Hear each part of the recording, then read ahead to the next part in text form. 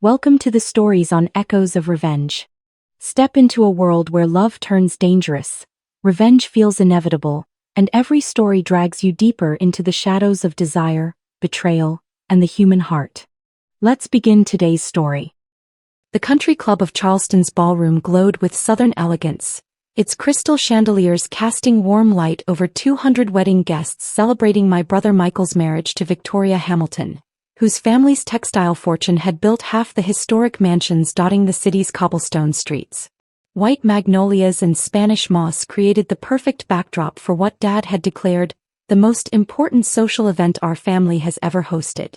I sat at table 12, strategically positioned behind a towering arrangement of white roses that provided merciful cover from the evening's main festivities. Not quite banished to the overflow section, but carefully distanced from the family tables where Michael's Harvard Business School classmates and Victoria's Junior League friends celebrated another victory of traditional Southern achievement. My father Richard Chin stood at the microphone in his custom-tailored tuxedo, commanding attention with the same authoritative presence that had built his career as senior vice president at Charleston First National Bank. At 58, he radiated the confidence of someone who'd spent 3 decades managing other people's money and expectations with equal skill. Ladies and gentlemen, Dad's voice carried across the ballroom with practiced authority. Thank you for joining us tonight to celebrate Michael and Victoria's beginning together. Looking at this room, I see the finest families of Charleston, people who understand what real success looks like. Polite applause rippled through the crowd. I recognized faces from the banking district Old Charleston Society, and the country club's most exclusive membership tier. The kind of people who measured worth through bloodlines, bank balances, and business connections stretching back generations. Success, Dad continued, his smile taking on the particular warmth he reserved for public speaking, comes from making smart choices and following proven paths. My son Michael exemplified this perfectly. Harvard MBA, rapid advancement at Palmetto Investment Group, and now marrying into one of Charleston's most respected families. I maintained my neutral expression while sipping sweet tea, having learned over 29 years to recognize the warning signs when Dad shifted into his favorite lecture mode about life choices and family reputation. My daughter Sarah here represents a different path. Dad gestured vaguely toward my partially hidden table, his voice carrying fond patience. She's still finding herself, unlike her successful siblings. While Michael built his career in investment banking, Sarah chose to explore various opportunities in technology consulting. Scattered chuckles arose from tables filled with Charleston's banking elite and Victoria's society connections. I could feel curious glances searching for the family member being gently mocked for her unconventional choices. Some children follow traditional routes to success, Dad announced with practiced tolerance. Others need more time to discover their potential. Sarah's 29 now, still working from her apartment on various computer projects, still figuring out what she wants to accomplish professionally. The laughter was polite but pointed, the kind reserved for family disappointments who required charitable understanding rather than genuine respect. I lifted my tea glass in a small salute toward the head table while checking my phone discreetly. A notification from Forbes. Your feature interview about youngest female tech CEO goes live Monday morning. We love Sarah exactly as she is, Dad continued with magnanimous brotherly affection, even if her path hasn't been as clear-cut as Michael's traditional success. Not everyone can handle the pressure of real business responsibility. The ballroom filled with approving murmurs from Charleston's financial establishment. Michael basked in the comparison, his arm tightening around Victoria's waist as she smiled adoringly at her new husband's superior life choices. Uncle James materialized beside my table, his bourbon-enhanced voice carrying sympathetic concern. Sarah, honey, that was a touching speech from your father. Really puts things in perspective about career planning. Definitely memorable, I replied, standing politely as he claimed the empty chair beside me. You know, it's never too late to consider business school, James continued with the authority of someone who'd spent 40 years in commercial lending. I've got connections at several good programs in the Southeast. Maybe not Harvard like Michael, but solid schools that could help you transition into serious corporate work. Across the ballroom, I watched Dad accepting congratulations from Charleston's banking community for his inspiring words about patient family support and understanding different paths to success. Among the group stood Jonathan Pierce, President and CEO of Charleston First National. Dad's boss and mentor for the past 15 years.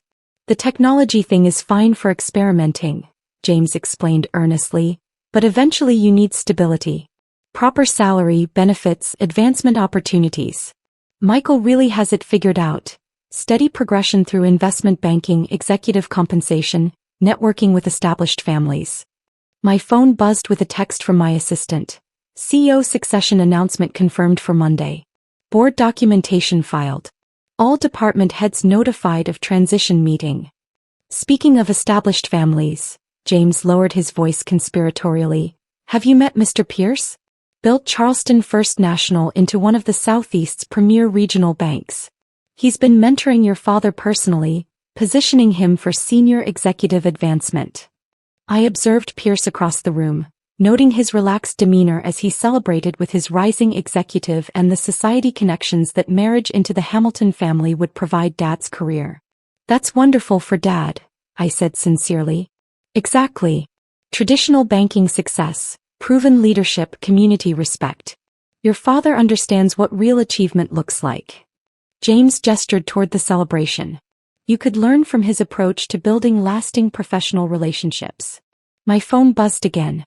This time from Charleston First National's Chief Financial Officer.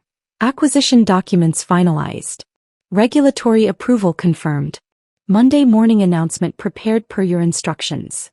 I deleted the message and returned my attention to James's continued analysis of superior career choices while Dad accepted praise for his touching tolerance of family disappointments.